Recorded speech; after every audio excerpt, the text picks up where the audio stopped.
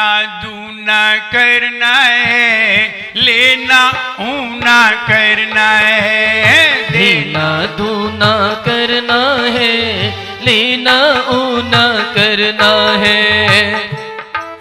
सभी लोग बोल नहीं रहे, जो नीचे बैठे हैं सबको बोलना है जोर से। हम कितनी जोर से बोल रहे हैं? हम इतनी देर रुके क्यों थे? इसलिए रुके थे कि आप लोग बोले। देना दूना करना है, लेना ऊना करना है।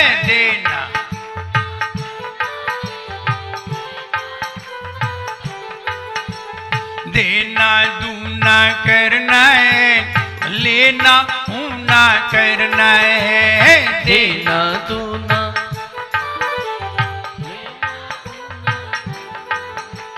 करनी का फल भरना है, करनी का फल भरना है। करनी का फल भरना है, करनी का फल भरना है। नीम लगाया है, नीम लगाया आंगन में, आम दिखे ना। नीम लगाया आंगन में, आम नहीं दिखते उसमें। नीम लगाया आंगन में, आम नहीं दिखते उसमें। झापड़ के बदले हो, झापड़ के बदले पापड़ नहीं पाए रे। जीवन है पानी की बूंद, कब मिट जाए रे। हो जीवन है पानी की बूंद, कब मिट जाए रे। होंगी अनहोनी हो, होंगी अनहोनी, कब क्या घट जाए रे। जीवन है पानी की बूंद, कब मिट जाए रे। हो जीवन है पानी की बूंद, कब मिट जाए रे। देना दूना करना है, लेना ऊना करना है। देना दूना करना है, लेना ऊना करना है। करनी का फल भरना है, करनी का फल भरना है। करनी का फल भरना है, करनी का फल भरना है। जैसा बीज लगाओगे वैसा ही फल पाओगे। जैसा बीज लगाओगे वैसा ही फल पाओगे। नीम के तरु में हो, नीम के तरु में नहीं आम दिखाए रे। जीवन है पानी की बूंद, कब मिट जाए रे। हो जीवन है पानी की बूंद, कब मिट जाए रे।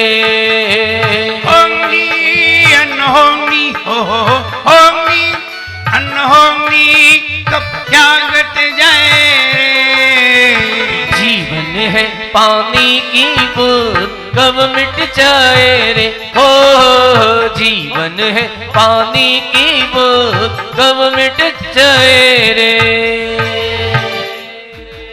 आदिनाथ भगवान जिन्होंने दीक्षा ले ली, तीर्थंकर बन के दीक्षा ले ली, 4 ज्ञान प्राप्त कर लिए। मति ज्ञान, शुद्ध ज्ञान, अवधि ज्ञान, मनापर्य ज्ञान, 4 ज्ञान प्राप्त हो गए। और 6 महीने का योग लगा करके बैठ गई। दीक्षा के बाद जो भी साधु दीक्षा लिया करते हैं वे कम से कम 1 दिन का योग तो लगाते ही हैं। चाहे पंचम काल हो, चाहे आज दीक्षा लें, चाहे कब दीक्षा लें, 1 दिन का योग तो लगाना ही पड़ता है। जो भी दीक्षा लिया करते हैं, चतुर्थ काल था, तीसरा काल था, आदिनाथ भगवान ने दीक्षा ली, सबसे लंबा योग लगाया, 6 महीने का योग लगा करके बैठ गए। एकांत में जाकर के 6 माह तक बिल्कुल ऐसे ही बैठे रहेंगे ध्यान में, ऐसा योग लगा करके बैठ गए। कितने महीने? 6 महीने। अपन लोगों को 6 घंटा बैठे हुए में पसीना आ जाता है। वो 6 महीने बैठ गए और बैठने के बाद क्योंकि उन्हें ना निहार करना होता है, ना उनके शरीर में मल मूत्र बनता है, ना उन्हें लघु शंका जानी है, ना उन्हें शौच जानी है, कहीं नहीं जाना है। बैठ गए तो बैठ गए, सिर्फ आहार करना है। आश्चर्य है, ऐसा मानव दुनिया में ढूंढना मुश्किल है कि आहार करे लेकिन निहार न करे।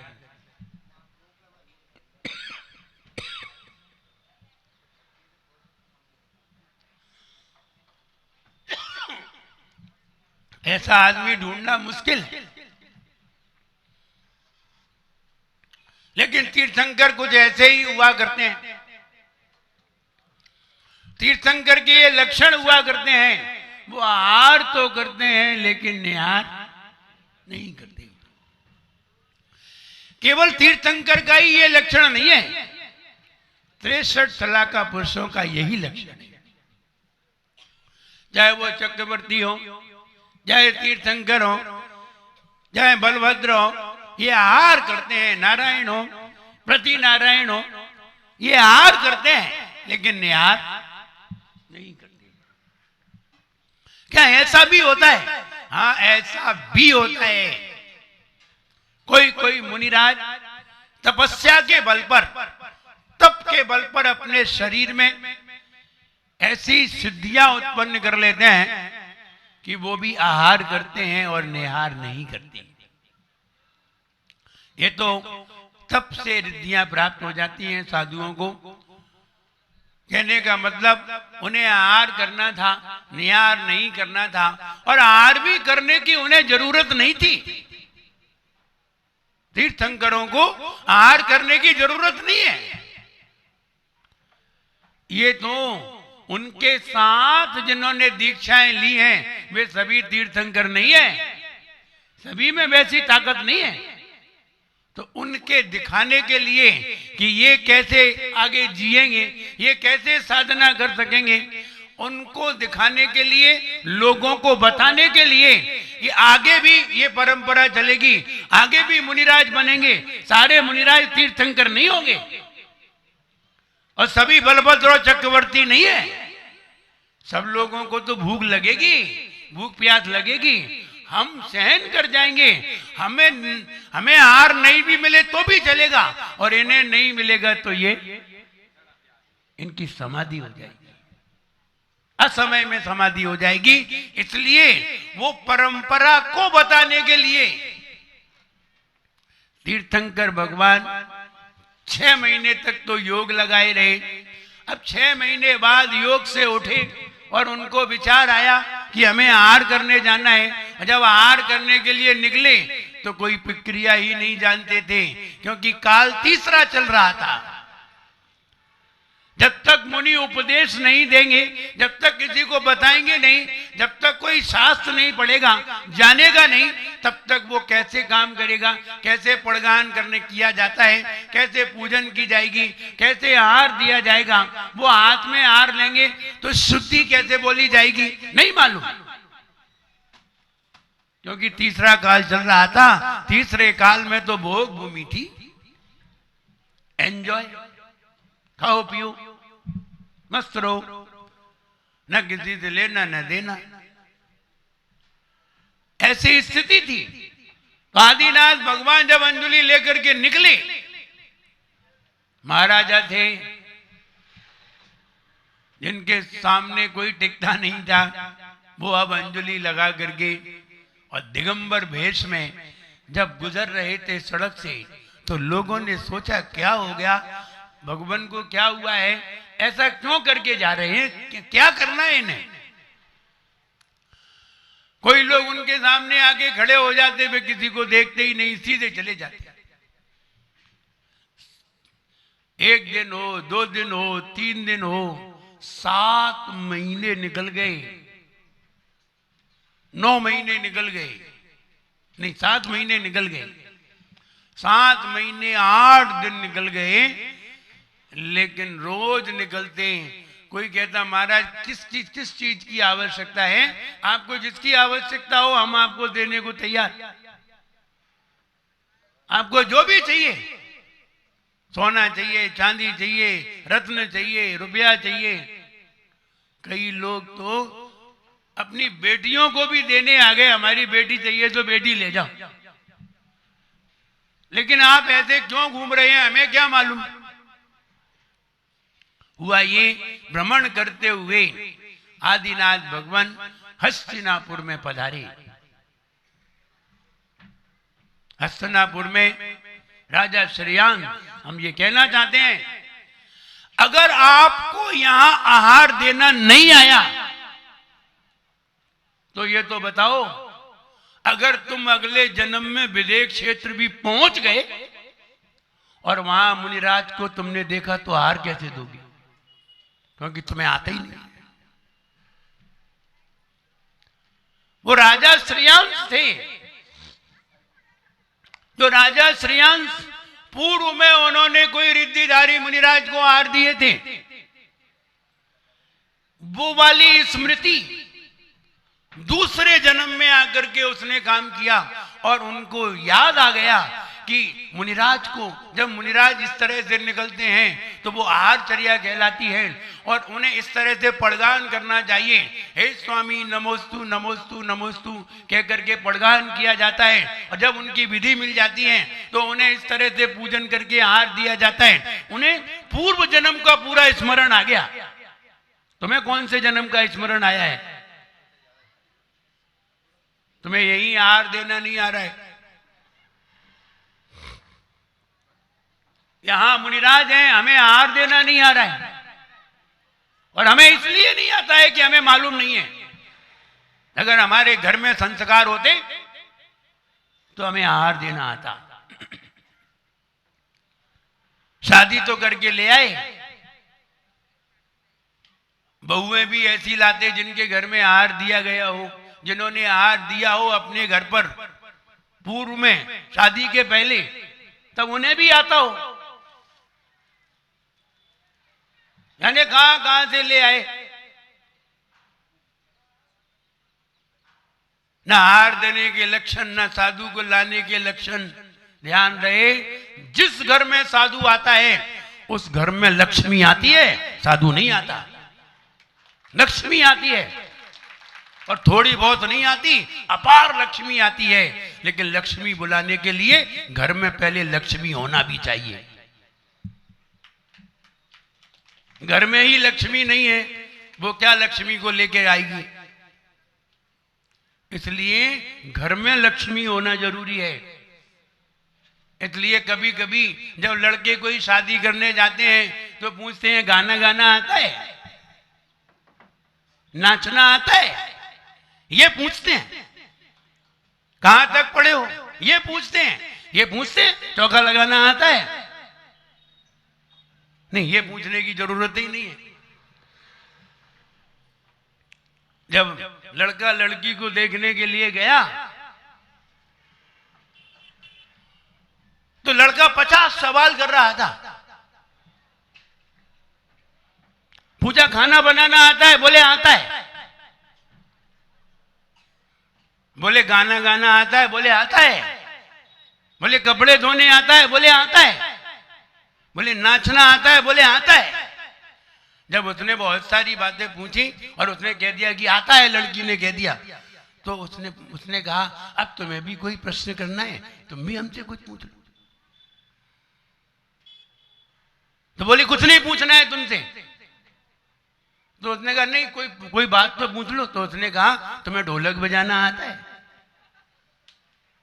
लड़की ने पूछ लिया तुम्हें ढोलक बजाना आता है? बोले नहीं आता है। बोले जब हम नाचेंगे तो ढोलक का तुम्हारे बाप बजाएंगे? दो जवाब, पूछ तो लिया तुमने।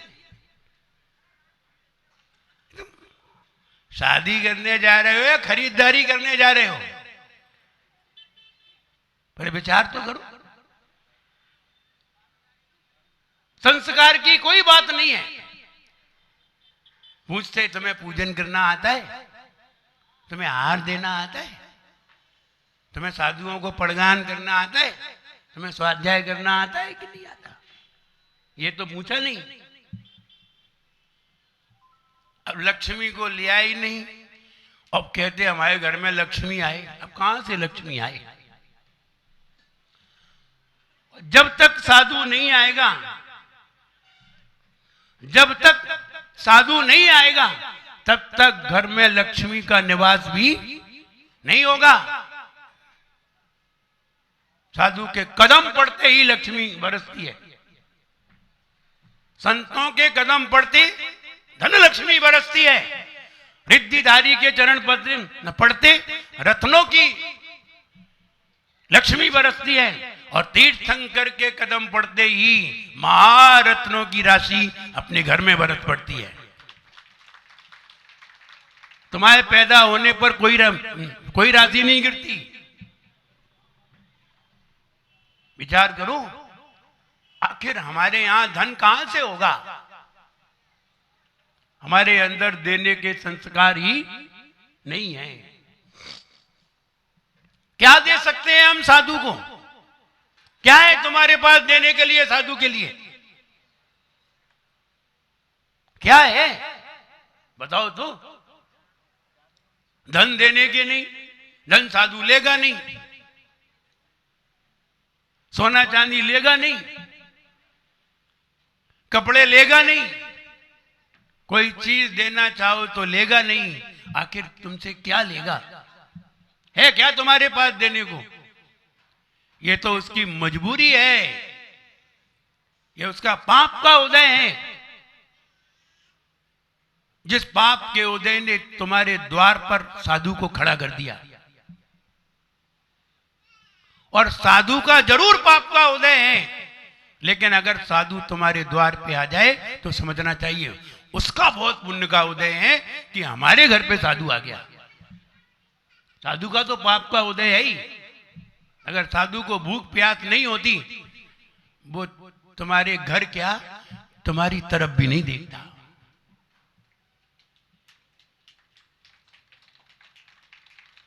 तुम्हारी तरफ तो छोड़ो, देखता भी नहीं। क्यों नहीं देखता? क्योंकि उसे तुमसे क्या लेना देना? तुम हो कौन और हो क्या तुम जो तुम्हारी तरफ देखे? वो तो अनंत भगवान की तरफ देखने के लिए घर से निकला है। बोलो, वो तो अपनी आत्मा को देखने के लिए घर से निकला है। ये तो जब किसी श्रावक का पुण्य का उदय आता है, साधु वहां ठहर जाता है। और जब भूख प्यास उसे सताती है, पाप का उदय उसे सताता है, तो किसी श्रावक के यहां पहुंचता है। लेकिन देखिए, श्रावक जो भी देता है चुपचाप ले लेता है, किसी से कुछ कहता नहीं है। चाहे मीठा दो, चाहे नमकीन दो, चाहे फीका दो, चाहे रूखा दो, चाहे सूखा दो, चुपचाप ले ले, कुछ नहीं कहता। ऐसा मिलना बहुत मुश्किल है। ऐसा व्यक्ति मिलना बहुत मुश्किल है। साधु को भी क्या कहा है? भिक्षु कहा है। भिक्षु मीन भिखारी। भिक्षु माने भिखारी, बस स्टैंडर्ड भिखारी। भिखारी भी कई तरीके के होते हैं। एक वो होते हैं जो मांगते हैं, एक वो होते हैं जो पांव पकड़ते हैं, और एक वो होते हैं जो ना मांगते हैं ना पांव पकड़ते हैं। तुम्हें रखना है तो रख दो, नहीं रखना है तो वो भी। अंतर इतना है, जो लो कंडीशन के होते हैं उन्हें भिखारी कहते हैं, और जो अच्छी कंडीशन के होते हैं उन्हें भिक्षु कहते हैं। शब्द के ही खेल है। और आपने एक गीत सुना हो, गरीबों की सुनो वो तुम्हारी सुनेगा, तुम 1 पैसा दोगे वो 10 लाख देगा। गरीबों की सुनो। सुना है कि नहीं? सुना है? Hear the poor, God will hear you. You will give 1 pice, God will give 10 million. Here the poor, गरीबों की सुनो। ये गलत नहीं है, मैं इसको सिद्ध कर सकता हूं। 1 पैसे के बदले में आपको 10 लाख नहीं 10 करोड़ मिल सकते हैं, सिर्फ 1 पैसे के बदले में। मैं ये सिद्ध कर सकता हूं, आप कहें तो हम सिद्ध करके बता दें अभी, और नहीं तो हमारा तो सिद्ध है ही। तुम नहीं कर पा रहे हो, तुम्हें हमसे ही पूछना पड़ेगा, क्योंकि और कोई सिद्ध करे या ना करे, मैं कर सकता हूं। और अगर आप जानना चाहते हैं तो हम बता भी सकते हैं, और नहीं जानना चाहते तो आप समझ गए कि सिद्ध है। बताओ, कहो तो बताएं, नहीं तो नहीं बताएं। मतलब बताना है, सुनना है? हाँ सुनना है। भगवान महावीर को हार दिया, किसने दिया? भगवान महावीर को हार किसने दिया? चंदन वाला ने, जो प्रसिद्ध है। दिया तो बहुत लोगों ने होगा, कोई एक बार हार थोड़ी हुआ है। भगवान महावीर का हार 364 बार हुआ है। 12 साल में 364 बार भगवान महावीर ने हार लिया। ये तो अपन एक बार की बता रहे हैं, चंदन वाला ने दिया। और बताओ किस किस ने दिया? बोले और नहीं मालूम। चंदन वाला का प्रसिद्ध है। क्यों प्रसिद्ध है? क्योंकि चंदन वाला की जो विधि थी वो इतनी कठिन विधि थी, आज तक कोई भी तीर्थंकर ने, किसी भी साधु ने ऐसी विधि नहीं ली जो भगवान महावीर ने ली। राजकुमारी हो, राज घराने की हो, सिर पर एक बाल ना हो, 3 दिन की भूखी हो, आंखों से आंसू आ रहे हो, ऐसी अगर आज महाराज विधि ले ले तो समाधि हो जाए। क्योंकि विधि बताई तो जाती नहीं है और विधि मिलेगी नहीं, ये तो पक्का है। विधि मिलने वाली भी नहीं है। मतलब इस तरीके से छोड़ दिए, आदमी की ही ले लें कि सिर मुड़ा हो और 3 दिन का भूखा हो, आदमी की भी ले ले, वो भी मिलने वाली नहीं है। सिर मुड़ा हो तो 3 दिन की तो भी वैसे ही सूतक मना लेते। तो ऐसा मिलना भी मुश्किल है, क्योंकि वो बताएंगे तो है नहीं। जब बताएंगे नहीं तो विधि मिलना मुश्किल है। भगवान महावीर ने जब आहार लिया तो भगवान महावीर को आहार में क्या दिया गया ये बताओ। क्या दिया था? उड़द के छिलके, उड़द की दाल के छिलके। क्या भाव बिकते हैं? उड़द की दाल के छिलके क्या भाव बिकते हैं? जल्दी बताओ। 1 रुपए किलो, 5 रुपए किलो। और उस जमाने में क्या भाव बिकते थे? मान लीजिए उड़द की दाल के छिलके उन्होंने एक हम कह रहे इतने सारे दिए, कितने पैसे के हुए? बस ये बताओ हमें। फ्री के थे ना? हम 1 पैसे के मान लो, 10 पैसे के मान लो, ठीक है, 1 रुपए के मान लो। हम आपको 1 रुपया माना जा रहा है, लेकिन 1 रुपए के होते नहीं है। 1 रुपए के दाने के, 1 रुपए के छिलके किसने दिए? चंदन वाला ने। किसको दिए? तीर्थंकर को, भगवान महावीर को। और घर में किसकी वर्षा हुई?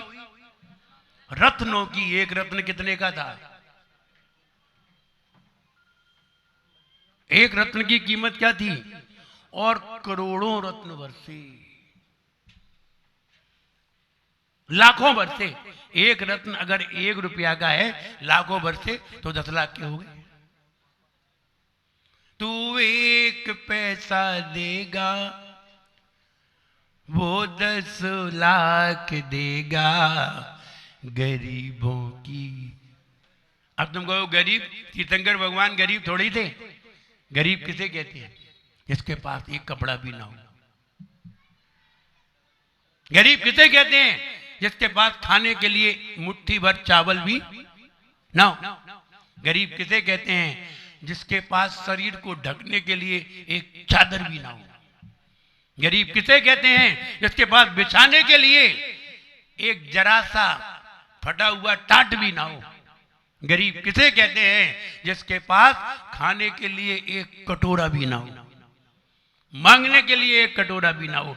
मुझे लगता है सबसे ज्यादा गरीब वही है। और ऐसा गरीब कौन है?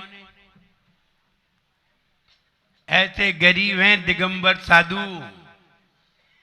अब खोपड़ी नहीं हिलाओ, तर्क से सही बात कहो।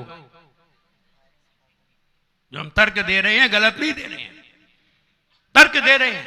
आप किसी गरीब के पास चले जाइए, स्कूटर से आता है वो। भिखारी भी तो स्टैंडर्ड है।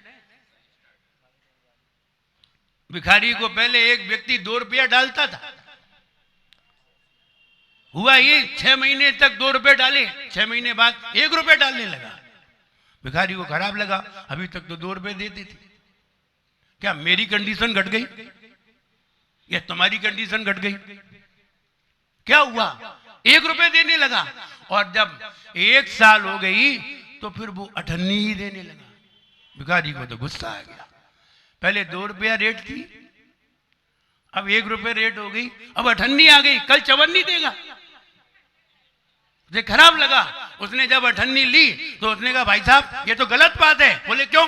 बोले पहले आप 2 रुपए देते थे और अब फिर आपने 6 महीने बाद 1 रुपया देना प्रारंभ किया। हम सहन करते रहे, लेकिन सहन की हद होती है।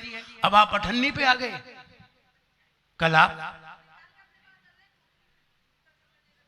आप 54 पे आ जाएंगे। मेरी तो बहुत इंसल्ट हो जाएगी। तो उसने कहा भाई साहब इसमें कोई बात नहीं है, पहले कंडीशन कुछ और थी, अब कंडीशन कुछ और है। मैंने कहा नहीं साहब, पहले भी आप यही सर्विस करते थे, आज भी यही सर्विस करते हैं, आपकी सर्विस में कोई कटौती नहीं हुई है। बोले सर्विस में तो कटौती नहीं हुई, पहले मेरी शादी नहीं हुई थी और अब 6 महीने बाद शादी हो गई तो खर्चा बढ़ गए। बोले फिर? बोले 1 साल बाद, 1 साल बाद बोले बच्चा भी हो गया है तो उसके भी खर्चे बढ़ गए हैं। मालूम है भिखारी क्या बोला? भिखारी वो बोला क्या पूरा परिवार हमसे ही चलता है?